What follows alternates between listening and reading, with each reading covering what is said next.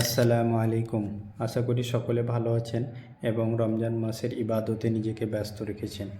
আবু মাসউদ রাজিয়াল্লাহু তাআলা আনহু থেকে বর্ণিত, প্রিয়নবী হজরত মুহাম্মদ সাল্লাল্লাহু আলাইহি ওয়াসাল্লাম বলেন, কোনো মানুষ যখন নিজের পরিবার পরিজনের উপর পুণ্যের আশায় নিজের উপার্জন থেকে খরচ করে, তখন সেটি তার জন্য সদকা হয়ে যায়। অর্থাৎ এই হাদিস থেকে আমরা বুঝতে পারলাম যে নিজের পরিবারের দায়িত্ব পালন করা, নিজের সংসারের দায়িত্ব পালন করা এটি কোনো দায় নয় বা দায়িত্ব নয়, বরং এটি এক ধরনের ইবাদত। আমাদের উচিত নিজেদের উপার্জন থেকে, নিজেদের হালাল উপার্জন থেকে নিজেদের সন্তান সন্ততি, বাবা মা, ভাই বোন, পরিবার পরিজন সকলের ওপর খরচ করা, কারণ এটি এক ধরনের ইবাদত। আমরা যদি আল্লাহকে খুশি করার উদ্দেশ্যে নিজের পরিবারের উপর খরচ করি, তাহলে আমরা ইনশাআল্লাহ নেকির হকদার হব।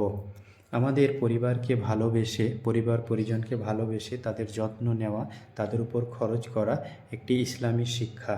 তাই আসুন আমরা আমাদের এই হাদিস থেকে শিক্ষা গ্রহণ করে নিজের উপার্জন থেকে নিজের পরিবারের উপর খরচ করি এবং নেকির অধিকারী হই।